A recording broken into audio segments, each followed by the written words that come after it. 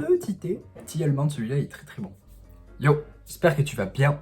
Moi ça va nickel, comme d'hab. Alors aujourd'hui, vidéo un petit peu différente de d'habitude. Je vais pas te montrer mes entraînements parce que c'était une semaine de deload et il s'est pas passé grand chose d'intéressant.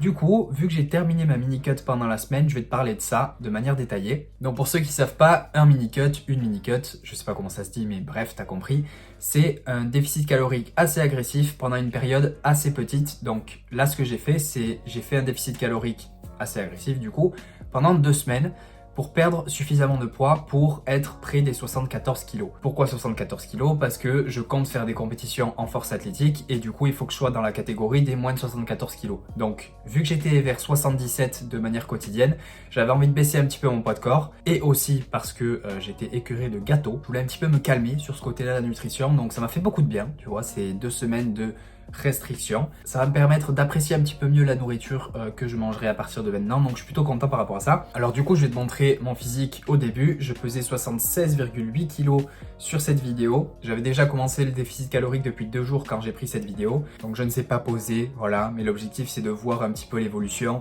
avec la même lumière, avec la même exposition. Là c'était après une séance, donc les 2 vidéos sont prises après une séance. Et du coup la deuxième vidéo c'est aujourd'hui, donc 2 semaines après la première vidéo. Et je faisais 74,8 kg ce matin, donc ça fait moins 2 kg en 2 semaines. Honnêtement je suis plutôt content du résultat.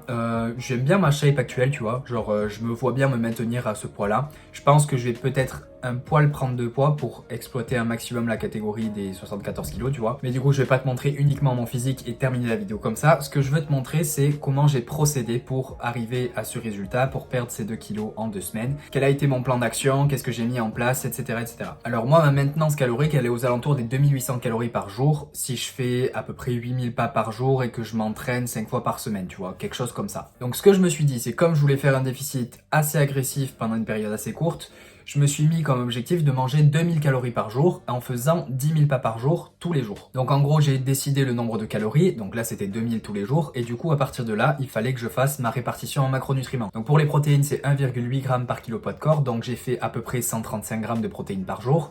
Pour les lipides, j'ai fait 60 g par jour et pour les glucides, ce qui restait donc 230 g par jour. Comme je t'ai dit, en plus de ces déficits, je faisais 10 000 pas par jour pour continuer d'avoir une activité physique conséquente. Et ça, c'est vraiment quelque chose que je te conseille de faire parce que t'as moins de calories, donc tu passes moins de temps à manger et tu as plus souvent faim. Et si en plus de ça, tu fais moins d'activité physique, déjà tu brûleras moins d'énergie, donc tu pourras encore moins manger. Et tu auras un peu trop de temps pour réfléchir à manger de la nourriture, tu vois. Et l'objectif, c'est de garder sa tête occupée pour pas avoir trop de focus sur la nourriture. Et ensuite, du coup, je vais te mettre les tableaux en même temps que je suis en train de parler, bien sûr. Mais je me suis pesé quasiment tous les jours et je voulais regarder l'évolution de mon poids. C'est un truc que je te conseille de faire si tu veux perdre du poids, de te peser tous les jours. Mais ce qu'il faut surtout pas que tu fasses, c'est que tu sois trop attaché émotionnellement à la valeur qu'il y a sur la balance.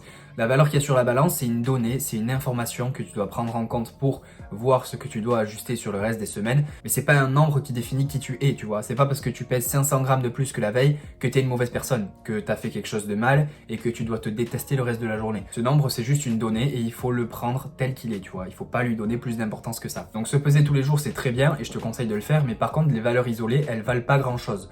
Ce qu'il faut faire, c'est regarder les moyennes des semaines entre elles pour voir si vraiment tu fais un progrès vers ton objectif. Donc moi, si tu regardes, la première semaine, la moyenne du poids, elle était un poil en dessous de 77 kg. La deuxième semaine, elle était à 75-74. Et la troisième semaine, elle était à 74,97. Donc moi, tu vois, il n'y a pas photo, c'est sûr que j'ai perdu du poids. Première semaine, 1,2 kg. Deuxième semaine, 800 grammes. Donc on est bien. Encore une fois, ce qui compte, c'est le fait d'être régulier, de continuer à taper au même endroit, tu vois. Genre, c'est pas un jour parfait qui fera la différence, c'est plusieurs jours qui sont bien, qui feront la différence. J'ai pas tous les jours été parfait dans mon apport calorique, mais c'est absolument pas grave parce que t'as vu, j'ai atteint mes objectifs. Il y a eu des jours où j'ai mangé plus, c'était voulu certains jours. Il y a eu des jours où j'ai mangé plus où c'était pas nécessairement voulu.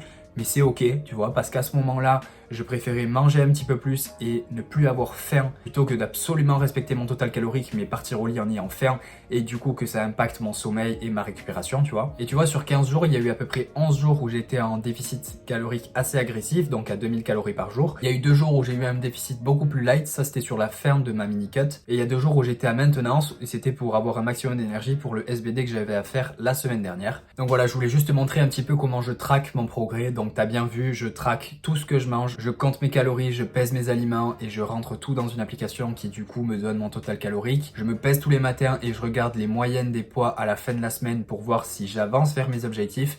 Et je m'efforce de continuer de faire une certaine activité physique pour continuer de dépenser la même énergie qu'avant, tu vois. Donc voilà, c'est tout pour la vidéo. J'espère que tu auras aimé, j'espère que tu auras appris certains trucs. Si tu es totalement perdu avec ce genre de choses et que tu veux quand même atteindre certains objectifs, comme perdre du gras là dans cet exemple, ben sache que je peux te faire atteindre ce genre d'objectif. Donc tu m'envoies un message sur Instagram, c'est exactement ce que je fais pour les coachings personnalisés et on en discute, on voit ce qu'on peut faire. C'est tout pour moi. Si tu as aimé, mets un j'aime, commente pour me dire ce que tu en as pensé. Je te dis à la prochaine.